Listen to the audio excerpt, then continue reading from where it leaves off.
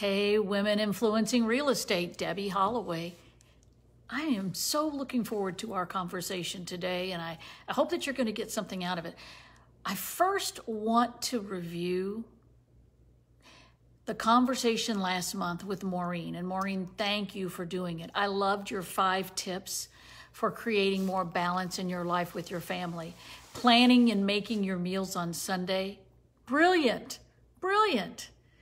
Now, if I could only learn how to cook. But I love that idea. Delegating where you can. I mean, she has a cleaning lady twice a week. I have a cleaning lady twice a month, but I don't have any kids. I still love it. You just feel like you're being pampered. And you know what?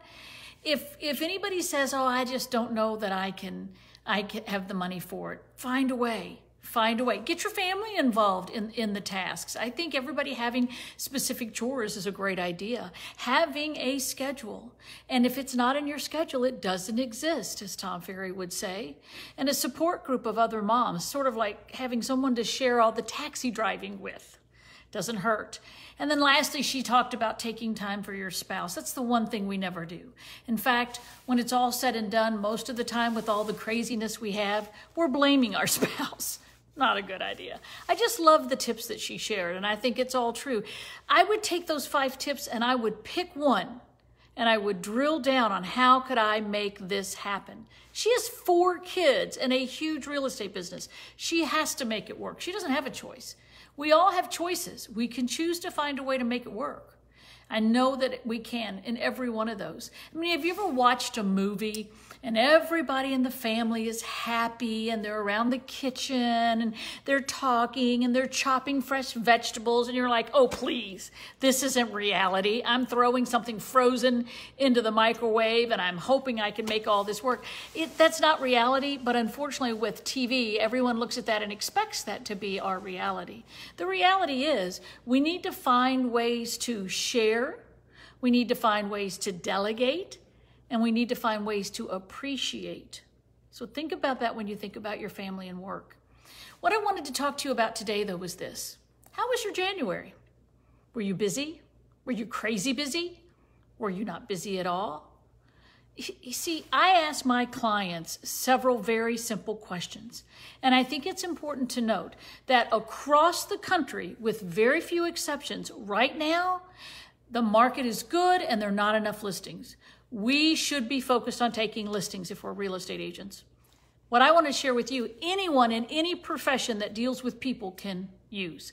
First question, what percentage of each week did you complete an hour of profit seeking, an hour of calling people? Take a look at your January and answer that question for me. How much time did I spend? What percentage of my day did I spend doing my hour of power? An hour of power means 1 hour every day, 5 days a week, calling people that you know, maybe calling people that you don't know.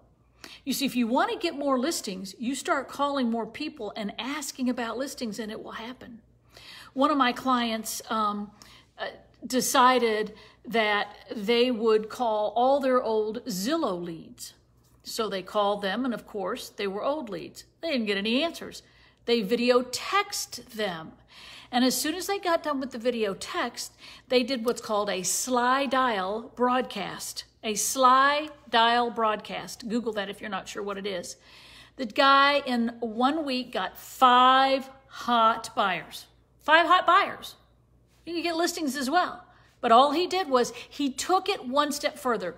The making phone calls is great, but let's face it, how many of them are answering these days? So we got to be thinking of something else. We can't just be making phone calls and think that's going to work. Video texting matters. Now, I did practice video texting with some of my sales agents that on a team that I coach. And I asked them to do a video text as if I'd called them about a property on Banana Street. The first gal says, "Hi, my name is Mary, and I am with this group. I am following up because you had..." Now, how long do you think somebody's going to listen to that video? Not very long. So what I said to them is, if you're going to do a video text, have energy. Get excited, stand up when you're doing it, and have a call to action. Hey, this is Debbie. You called about the house on Banana Street. That's a great property. I'd love to tell you more about it. You know, there's a couple others that you might not know that are similar. Hey, give me a quick call on my cell phone.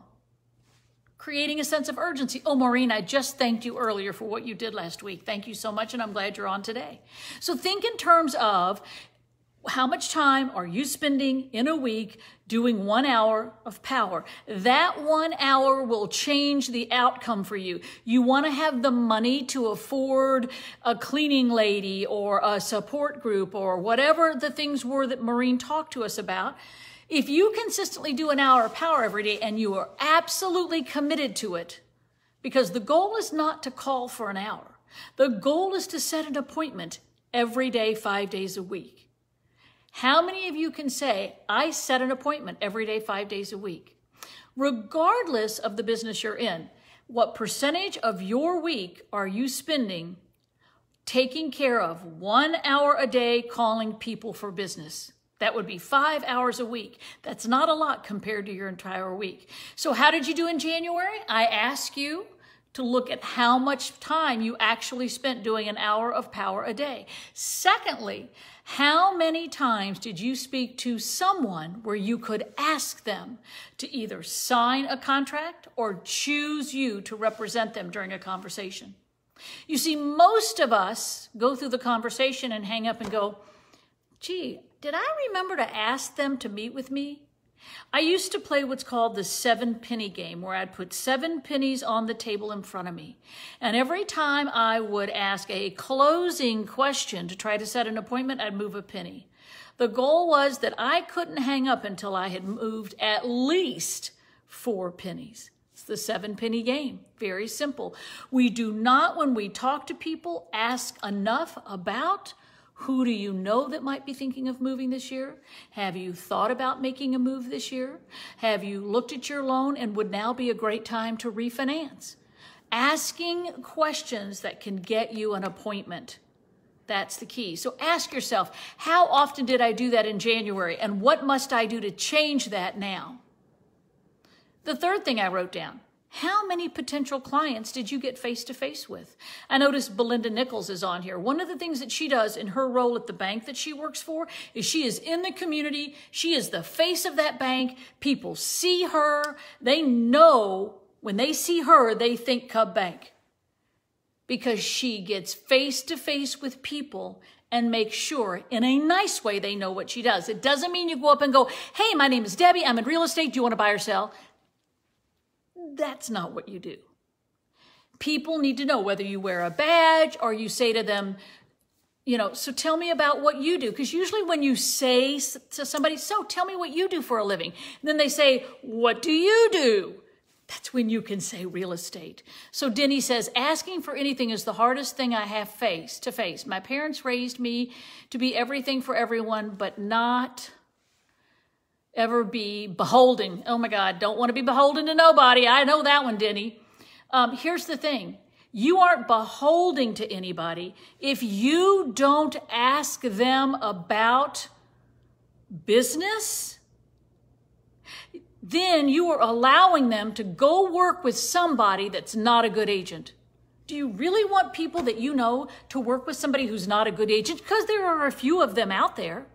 No, you want them to work with you because you know you're going to take care of them. You know they are. So, how many potential clients did you get face-to-face with? Don't be a secret agent. Get out in your community. Find organizations and groups that do something that you love. Like there's a gal in our market here, Julie, and she loves dogs. She gets involved in golden retriever rescue. She gets business from that, I'm sure, because she's involved in something she loves. She's not just sitting at home. I think one of the worst things in the world that we could do is watch television. Because when we die, how important was the television we watched? I mean, I like Dancing with the Stars. I'm not really big on that whole Bachelor thing. However, how much time do we spend watching that when we could be doing something else? If I am watching, now, does not include sports. Sports is critical. football, and of course, college basketball. Nevertheless, I digress, back to our topic. How many days a week are you practicing what you're going to say? Because if you're practicing what you want to say on the consumer, that's probably not a really good idea. So I want you to take a look at how you did in January in practicing what you're going to say and making those phone calls and asking for the business or asking for the appointment. How would you rate yourself on a scale of 1 to 5? 5 being, oh my God, I nailed it. I nailed it. I was so good at it. How would you rank yourself on the time, the hour of power, calling people, the follow-up, the asking for the appointment or asking for them to sign the contract, the practicing what you're going to say? Post it in here. How would you rank yourself on a scale of 1 to 5? 5 being, oh my God, I am fabulous at this. And just a hint, I wouldn't rank myself a 5. So I can't wait to see what you guys do. Go ahead, rank yourself. Because I have one more thing I want to share with you. Actually, 2 more things. I want to see how you rank yourself in the comment section.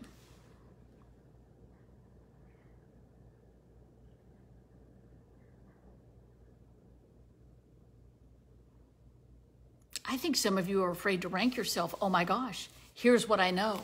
If you're honest with yourself and how you've done, Denny, 2.5 to 3.5, fair enough, then I would ask you, what specifically will you start doing now to get that to be a 5? And this is where if you have a coach, have this conversation with them. Write these down. Same thing, Belinda. What would you do differently in those areas to make sure that you were a 5? And I'll tell you what I learned from my clients is the one area that they're really doing really poorly on is practicing. Practicing.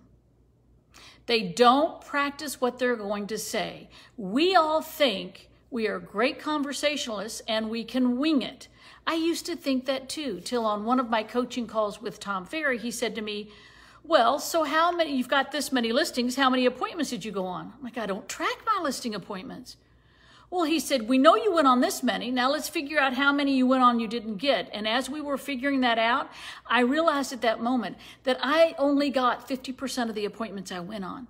That is terrible. I'm like, I didn't know it was that bad. He said, because you never think about it. We don't look at those numbers so that we can say to ourselves, what do I need to do? So my question to him was, well, what do I need to do? He said, how about if you practice what you were going to say before you got there? Oh, I didn't think of that. But then I might sound like it's scripted. He said, only to you, they don't know what you're going to say. I'm like, oh, that made sense too.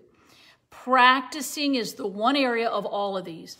Now, the last question I ask my coaching clients, and Robin, you can I remember what yours is, so you can post it here. What is the one word or phrase that you will use all this month to inspire you or to drive you towards your goals? What is that one word? Robin, do you want to post what your one word was that you shared with me? Because I know yours.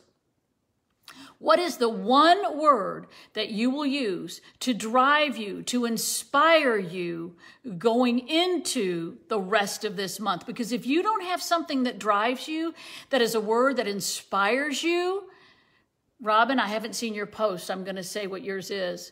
Robin's was hustle. I'm gonna hustle. Yeah, when can I meet with you again? What's best for you? Love that, Belinda. What is it? Is it, I will not be denied? This is my month. People choose me every day. That's a good one. Here's the bottom line. I want you to post here. What's your one word? And I've got another cool announcement I want to make. I'm going to share that with you next Wednesday. So be here. Talk soon.